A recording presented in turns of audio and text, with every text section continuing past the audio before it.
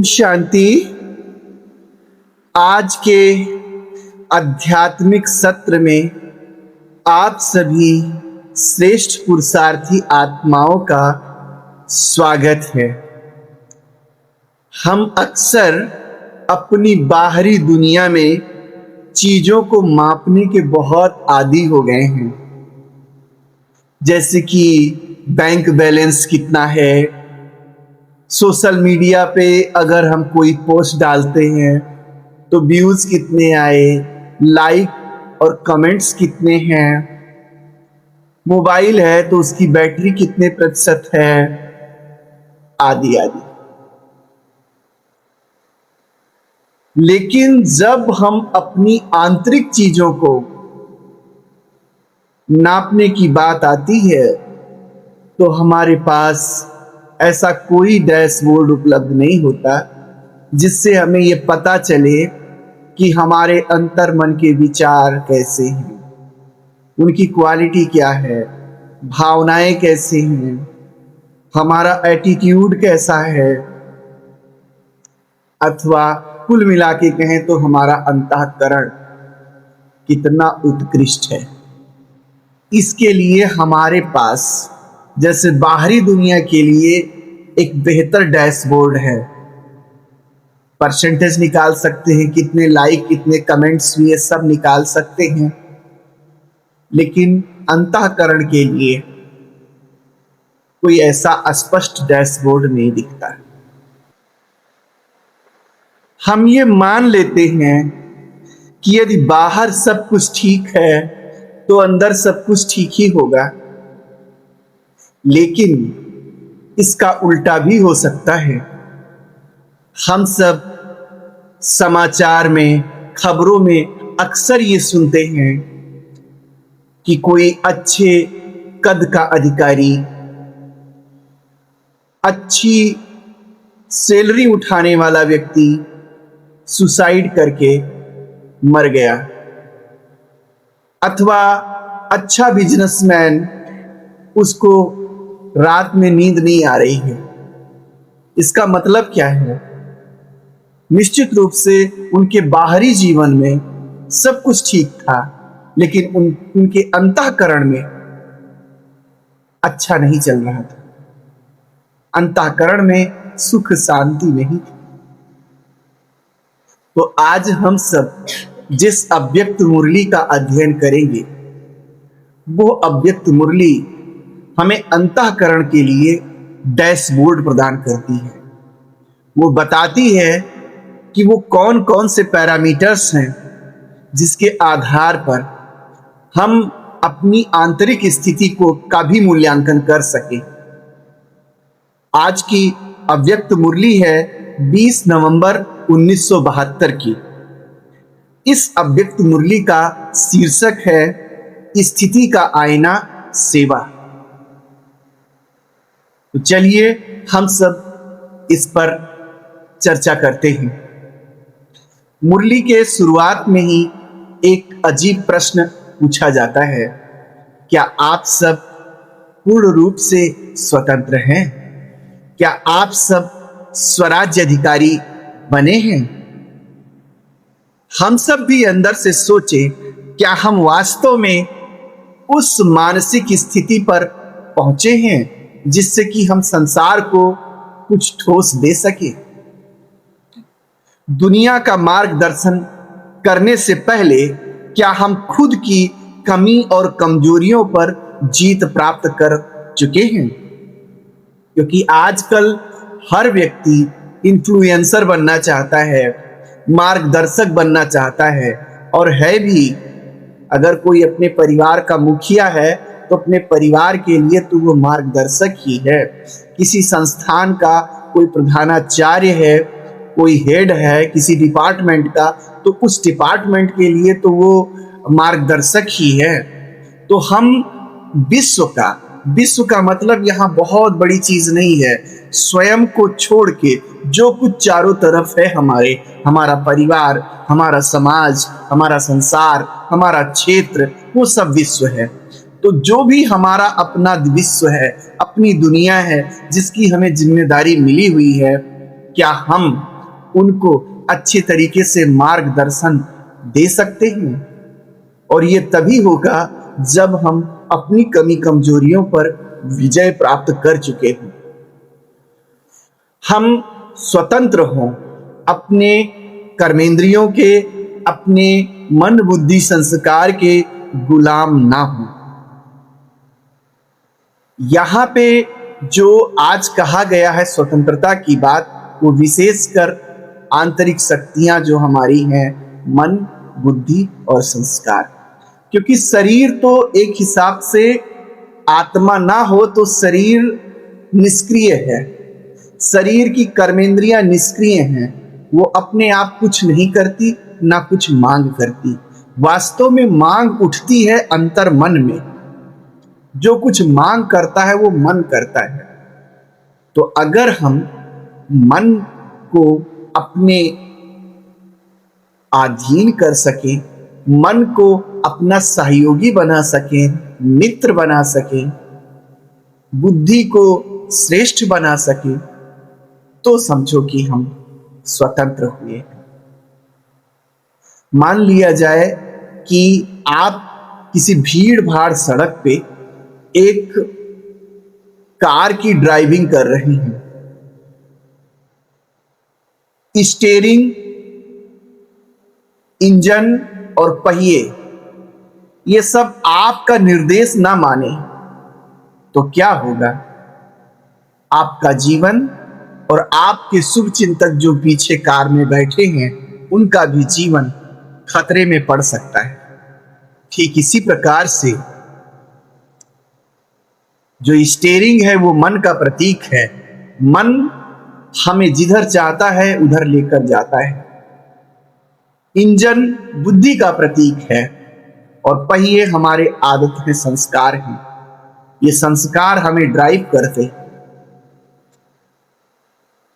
अगर ये तीनों चीजें हमारे सहयोगी नहीं है, हमारे अनुसार नहीं है, तो जैसे कार के द्वारा उधर का जीवन संकट में हो जाता है, वैसे हमारे गाइडेंस भी ठीक नहीं होंगे। हमारा खुद का जीवन और जिन लोगों के हम निमित्त बने हैं गाइड करने के, उनका भी जीवन संकट में आ सकता है, दुख में आ सकता है। इसलिए हम सबको अपने इन कर्मेंद्रियों पर, इन सूक्ष्म इंद्रियों पर जीत पानी ही है। आज की इस मुरली में बाबा कहते हैं, जो स्वयं पर अधिकार प्राप्त करते हैं वह ही विश्व राज्य के अधिकारी बनते। इसका अर्थ यह हुआ, जिन्होंने अपनी इंद्रियों को सहयोगी बनाया वह ही विश्व अर्थात जो अपने आसपास के लोग हैं, समाज है, परिवार है, उन पर वे अधिकार कर सकते, वह ही उनको गाइडेंस दे सकते हैं। क्या जब आप जरूरी काम करने बैठते हो तो आपका मन आपकी बात सुनता है? हम सब इस बात को सोचें। या सोशल मीडिया, पुरानी आदतें और चिंताओं में मन भटक जाता है। आप बैठे हो किसी कार्य के लिए और मन कहीं और जा रहा है। अगर ऐसा है तो आप अभी स्वराज्य अधिकारी नहीं बने हैं, स्वतंत्र नहीं हुए।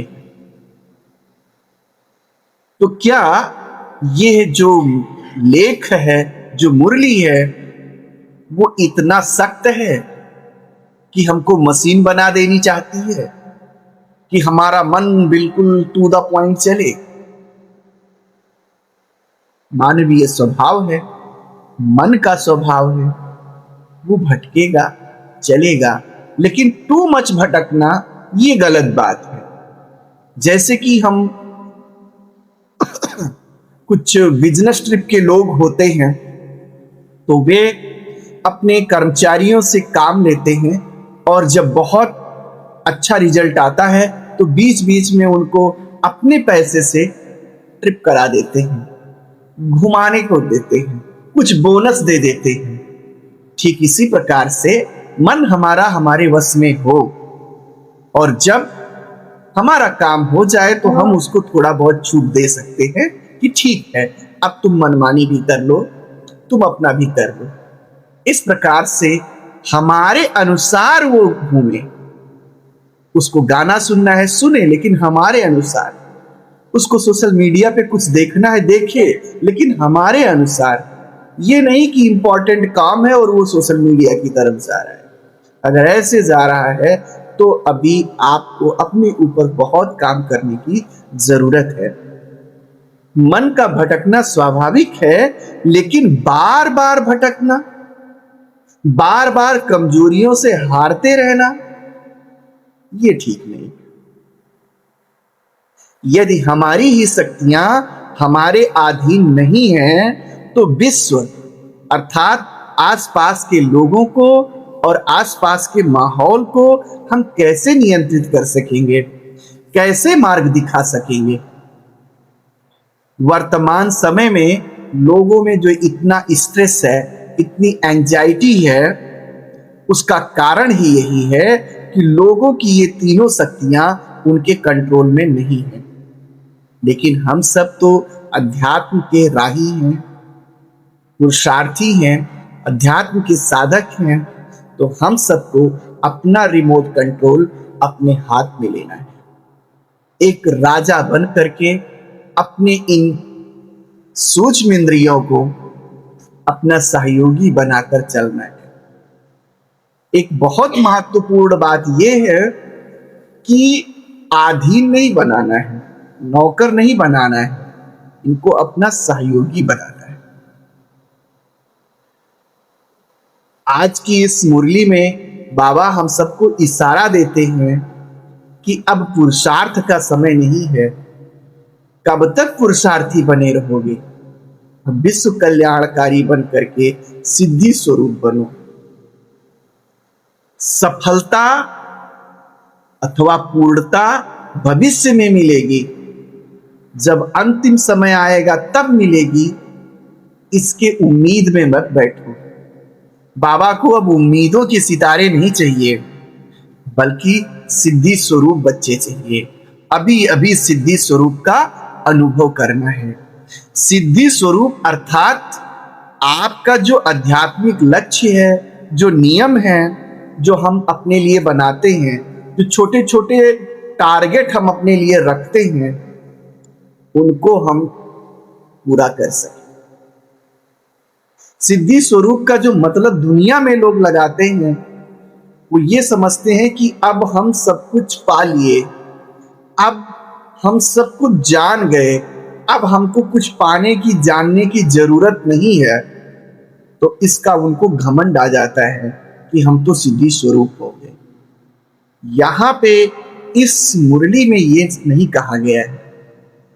वो तो पाना और करना अंत तक हमें करना है, लेकिन सिद्धि स्वरूप का मतलब जो हमारे छोटे छोटे लक्ष्य हैं, छोटे छोटे जो टारगेट हैं, जो हमारे छोटे छोटे आध्यात्मिक नियम जो हम अपने लिए बनाते हैं। मान लिया जाए किसी ने ये व्रत लिया कि हम 2 दिन उपवास रखेंगे, तो क्या वो 2 दिन उपवास रखने में सफल हुआ, या मन ने उसको क्या किया, बीच में ही खंडित करा दिया। ये जो छोटे छोटे टारगेट हैं, इनको पूर्णता से सफल करना, यही आपका सिद्धि स्वरूप है। तो ऐसे सिद्धि स्वरूप बच्चों को बाबा चाह रहे हैं। और ये सिद्धि स्वरूप कैसे बनेंगे? जितना जितना मास्टर सर्वशक्तिमान, उतना उतना सिद्धि स्वरूप। मास्टर सर्वशक्तिमान का सम्मान हम सब अक्सर सुनते आते हैं, लेकिन अब इसको रियलाइज करने की जरूरत है। ये कोई कल्पना की बात नहीं है। मास्टर सर्वशक्तिमान अर्थात वो आत्मा जो परमात्म शक्तियों से संपन्न हो। परमात्मा ने जो बौद्धिक शक्ति दी है, इंट्यूशंस की शक्ति दी है, ज्ञान की शक्ति दी है, उससे जिसने खुद को संपन्न बनाया हो, और केवल वो संपन्न ही नहीं बना हो, अपितु उन शक्तियों का वो अपने जीवन में कुशलता पूर्वक प्रयोग भी करने में समर्थ है। ऐसी आत्मा को कहा जाता है मास्टर सर्वशक्तिमान। तो हम सब योग की गहराई में जा करके चिंतन करें परमात्मा शक्तियों से हम कितना संपन्न बने हैं, उनका हम अपने जीवन में कहां कहां यूज किए और कैसे कैसे हम सफल हुए, इस बात को भी हमें जो है उसमें चिंतन करना है। संगम पर संपूर्ण दुनिया रीसेट हो रही है। जैसे कि हमारा कोई मोबाइल फोन आदि होता है, जब वो बहुत हैंग करने लगता है, उसमें बहुत समस्याएं आने लगती हैं, तो कहते हैं अब इसको फॉर्मेट करा दे, अब इसको रीसेट कर दे पुनः। इतनी सेटिंग हो गई है कि मोबाइल खुद कंफ्यूज है क्या सेटिंग है, इसलिए वो हैंग कर रहा है। वर्तमान समय सतयुग से ये दुनिया शुरू होती है और कलयुग का अंतिम चरण चल रहा है, और इसमें आप सब देख रहे हो सोशल मीडिया पे हर जगह पे कि किस प्रकार से जितनी भी सत्ताएं हैं, चाहे वो राज सत्ता हो, चाहे प्रकृति की सत्ता हो, चाहे धर्म की सत्ता हो, सब में कितना क्लाइमैक्स चल रहा है। इसलिए परमात्मा इस संगम युग पर आए हैं पुनः दुनिया को रीसेट करने। तो हम सबको पुनः अपनी अंतर शक्तियों को रीसेट करना है। यहां सिद्धि और पूर्णता का मतलब घमंड करना नहीं है, बल्कि ज्ञान को वास्तविकता में उतारने का नाम है सिद्धि स्वरूप।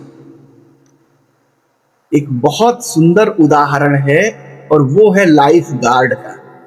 मान लिया जाए कि आप किसी स्विमिंग पूल में तैरने के लिए गए हैं और जो उस स्विमिंग पूल में लाइफ गार्ड है वो खुद गहरे तल में उतर गया है और डूब रहा है, हाथ पैर फड़फड़ा रहा है, बड़ी मेहनत से किसी प्रकार से वो निकलने की कोशिश कर रहा है, और ऐसा लाइफ गार्ड आपको कहे कि आप भी आ जाओ ना, आ जाओ, कोई दिक्कत होगी तो मैं आपको संभाल लूंगा, मैं आपको बचा लूंगा, तो क्या आप उस पर विश्वास करेंगे? आप कूदेंगे? नहीं कूदेंगे, क्योंकि आप खुद देख रहे हो कि ये खुद अभी जो है स्वयं डूबने से बचा है, अभी ये एक्सपर्ट नहीं है। हम सब अध्यात्म के पुरुषार्थी हैं, संपूर्ण विश्व के मार्गदर्शन के लिए बाबा ने हम सबको निमित्त बनाया है। जब हम दुनिया के लिए लाइफ गार्ड हैं, अगर संसार के लोग ये देखेंगे कि हम ही दीनहीन हैं, शक्ति संपन्न नहीं है, हम ही जो है परेशान हैं, आंतरिक झंझावात में हैं, तो वो हमारी बातों पे कैसे विश्वास करेंगे? वे हमारे मार्गदर्शन को कैसे स्वीकार करेंगे? इसलिए सबसे पहले तो खुद को सिद्धि स्वरूप बनाना आवश्यक है। अगर आप अभी भी बुनियादी कमजोरियों से लड़ रहे हैं, तो आप एक हिलती हुई इमारत के हिसाब से हैं, जो किसी का भी सहयोग नहीं कर सकता। जो इमारत, जो तल खुद हलचल में है, हिल रहा है, वो कभी दूसरे का सहयोगी कैसे हो सकता है? उस पर लोग कैसे भरोसा कर सकते हैं? इसलिए हम सबको सिद्धि स्वरूप बनना है, पावरफुल बनना है। इस मुरली में बताया गया कि आपका आंतरिक डैशबोर्ड क्या हो, वो कौन सी चीजें हैं जिससे आप ये मूल्यांकन कर सको कि बाहर तो सब हमारा ठीक ठाक है, व्यूज अच्छे हैं, बैंक बैलेंस अच्छा है, एवरीथिंग इज ओके है, लेकिन क्या अंदर ओके है? बाहर के ओके को तो हम व्यूज को देख के बता सकते हैं, बैटरी को देख के बता सकते हैं, अंदर का ओके कैसे देखें? तो इसके लिए आज एक सुंदर सा उदाहरण दिया गया है, और वो ये कहा गया कि आप जो सर्विस करते हो वही दर्पण है। आपके जो इर्द गिर्द लोग हैं, उनकी आप में कितनी विश्वसनीयता है, वे आपसे कितना संतुष्ट हैं, वे आपसे कितना प्रेम करते हैं, यही आपके अंतःकरण का डैशबोर्ड है कि आप अंदर से कितने श्रेष्ठ। सर्विस का मतलब केवल किसी मंच आदि पे जाकर भाषण देना नहीं है। सर्विस तो कदम कदम पे हो रही है, सर्विस तो सेकंड सेकंड में हो रही है। जो भी कर्म और व्यवहार हम करते हैं वो सेवा ही है। अगर आप घर गृहस्थ परिवार में रह रहे हैं तो आपके जो अपने बच्चे, अपने जो है पत्नी और अपने जो सगे संबंधी हैं उनकी जो सेवा कर रहे हो, उनसे जो बोल रहे हो, जो व्यवहार कर रहे हो, वो आपकी सेवा ही है। अगर आप कोई सामाजिक व्यक्ति हैं तो समाज में जो आप समाज हित के लिए कार्य कर रहे हो, निर्णय ले रहे हो, वो आपकी सेवा ही है। अगर आप अध्यात्म में हो तो जो आपके जिज्ञासु हैं उनके प्रति जो आपका व्यवहार है, जो आपकी भावना है, वो सेवा ही है। तो हमारे कर्म और हमारी सेवा दर्शाती है कि हमारी आंतरिक स्थिति कैसी है। ये जो कर्म है, व्यवहार है, वो हमारे आंतरिक स्थिति के प्रोजेक्शन है। जैसे कोई प्रोजेक्टर होता है, उसके अंदर जो भी रील भर दो वही चीज वो बाहर फेंकता है। ठीक उसी प्रकार से हमारे जो व्यवहार है, हमारे जो बोल है, जो भावनाएं हैं, जो दृष्टि है, जो वृत्ति है, जो कृति है, वो सारी चीज हमारे अंतःकरण का प्रोजेक्शन है। हमारे अंदर जो है वही बोल के रूप में, कर्मों के रूप में, दृष्टि के रूप में दिखाई देता है। तो हम ये ना समझे कि हमारे अंतःकरण को कोई देख नहीं सकता। और अगर संसार के लोग, विश्व के लोग हमारे बोल, कर्म, दृष्टि से संतुष्ट है, इसका मतलब आंतरिक डैशबोर्ड हमारा ठीक है, आंतरिक लाइक, कमेंट्स, व्यूज सब अच्छे हैं। अगर हम खुद पुरुषार्थी हैं और संघर्ष की स्टेज में हैं तो हम किसकी सेवा करेंगे? आप खुद ही सुखी नहीं हो तो किसकी सेवा करोगे? हाँ? और जिसकी सेवा करोगे, कितने भी भारी भरकम बड़े बड़े शांति के भाषण दे दो, शांति के शब्द बोल दो, मैं मास्टर सर्वशक्तिमान हूं, कितना भी गरज के कह दो, लेकिन आपके जो अंदर का संघर्ष है, दीनता है, हीनता है, उसका वाइब्रेशन उस समाज के लोगों को दिखेगा। जो सामने बैठे लोग हैं उनको वो पता चल जाएगा कि बोल तो कुछ और है लेकिन बॉडी लैंग्वेज कुछ और है, चेहरे में, मनसा में वो प्रभाव नहीं दिखता। संसार के लोग आपके अंतःकरण के वाइब्रेशन को ज्यादा पकड़ते हैं, आपके बोल को कम पकड़ते हैं। इसलिए अंतःकरण को शुद्ध बनाना है। अगर हमारा अंतःकरण शुद्ध है तो हम कहीं पर जाकर के कोई प्रवचन ना करें, बोल भी ना बोले, स्टेज पर खड़ा होने का मौका नहीं मिला, कोई बात नहीं, लेकिन फिर भी हमारी उपस्थिति, हमारा वाइब्रेशन ही उन लोगों की सेवा जाता है, कर देगा। आज की इस मुरली में परमपिता परमात्मा शिव बाबा केवल हम सबको हमारी स्थिति का आईना ही नहीं देते हैं, बल्कि रिपोर्ट कार्ड भी देते हैं कि अभी तक का आपकी स्थिति का रिपोर्ट कार्ड कितना है। जितने भी ब्रह्मा कुमार कुमारियां हैं, जितने भी भाई बहन हैं, उन पे प्योरिटी और स्नेह की परसेंटेज बहुत है। बाबा कहते हैं इसमें आप सब पास हो। संसार के लोग भी इस बात को मानते हैं। ये जो कुमार कुमारियां हैं, ब्रह्मा कुमारी के जो लोग हैं, बड़े ही अच्छे हैं। उनके संपर्क में जाने से उनको फील गुड का महसूस होता है। लेकिन वर्तमान का समय अब इस स्थान पर पहुंच गया है जहां पे बहुत समस्याएं हैं, हर व्यक्ति बहुत परेशान है और बहुत दुखी है। तो आपके संपर्क में आके केवल फील गुड महसूस करें, यह पर्याप्त नहीं। आप में अभी ज्ञान और शक्ति की परसेंटेज बहुत कम है, उसको बढ़ाना है। ऐसा नहीं है कि सब में कम है, लेकिन परसेंटेज में ये देखा गया तो स्नेह और प्योरिटी वाली आत्माएं ज्यादा हैं, ज्ञान और शक्ति स्वरूप आत्माएं इक्का दुक्का हैं। तो सिर्फ अच्छे व्यक्ति नहीं बनना है, आज से ये लक्ष्य लेना है। अच्छे बन करके, भाई कोई मान लिया जाए किसी का कोई पति है, वो बहुत अच्छा है, किसी का बेटा है बहुत अच्छा है, कोई नशा नहीं करता, दारू शराब नहीं पीता है, बहुत मीठा बोलता है, व्यवहार बड़ा है, सदोगुणी है, लेकिन धन कमाना नहीं आता उसको, धन माना शक्ति उसके पास नहीं है, तो पत्नी लेके उसको चूल्हे में जलाएगी, क्या करेगी? बहुत अच्छा हो तो लेके क्या करे, वो चाटे? अच्छा होने के साथ साथ शक्ति भी जरूरी है।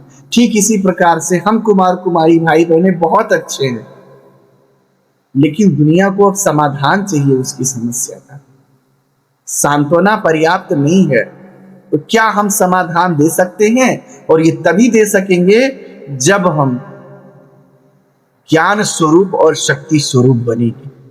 बाबा ने इस मुरली में कहा है कि शक्ति का अवतार बनना है, शक्ति का झंडा गाड़ना है।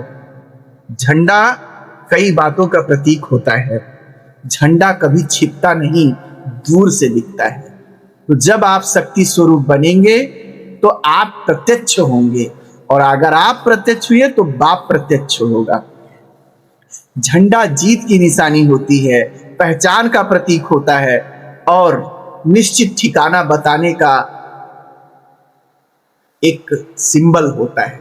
झंडे को देखकर हम एक निश्चित ठिकाने पर पहुंच जाते हैं। तो बाबा आज इस मुरली में कहते हैं, हम सबको लक्ष्य देते हैं कि आप सबको श्रेष्ठता और नवीनता का झंडा गाड़ना है, शक्ति स्वरूप का झंडा गाड़ना है। जब हम शक्ति रूप के अवतार बनते हैं तो हम दूसरों के लिए गाइड बन जाते हैं, दूसरों का मार्गदर्शन करने में समर्थ होते हैं, दुनिया हम पर विश्वास करती है। तो आज की इस मुरली का यह निष्कर्ष निकलता है कि हम सबको शक्ति का अवतार बनना है, स्नेह और प्योरिटी में पास हैं, अब बल इस पर देना है, अपनी आंतरिक शक्तियों का मास्टर बनना है, मन बुद्धि संस्कार का मालिक बनना है, उन्हें अपना सहयोगी बनाना है। हमें अपनी आंतरिक शक्तियों से सेवा करना है, आंतरिक स्थिति से सेवा करना है। ये नहीं कि जब मंच मिलेगा तो बोलेंगे, उसी से सेवा होगी।